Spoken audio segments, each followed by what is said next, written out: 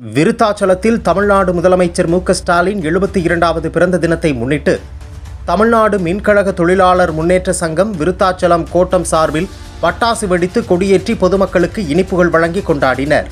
மாண்புமிகு தமிழக முதல்வர் திராவிட முன்னேற்றக் கழகத்தின் தலைவர் மு.க.ஸ்டாலின் அவர்களின் 72வது பிறந்தநாள் விழாவை முன்னிட்டு கடலூர் மாவட்டம் விருத்தாச்சலம் கோட்ட செயற் பொறியாளர் அலுவலகம் வாயில் முன்பு தமிழ்நாடு மின்கழக தொழிலாளர் முன்னேற்ற சங்கம் விருத்தாச்சலம் கோட்டம் நிர்வாகிகள் சார்பில் மாநில துணை பொதுச் செயலாளர் கடலூர் திட்டச் செயலாளர் கே. வேல்முருகன் அவர்களின் தலைமையில் பட்டாசு வெடித்து கழக கொடியினை ஏற்றி முதல்வருக்கு வாழ்த்துக் கோஷங்களை எழுப்பி பொதுமக்களுக்கு இனிப்புகள் வழங்கி கொண்டாடினர்.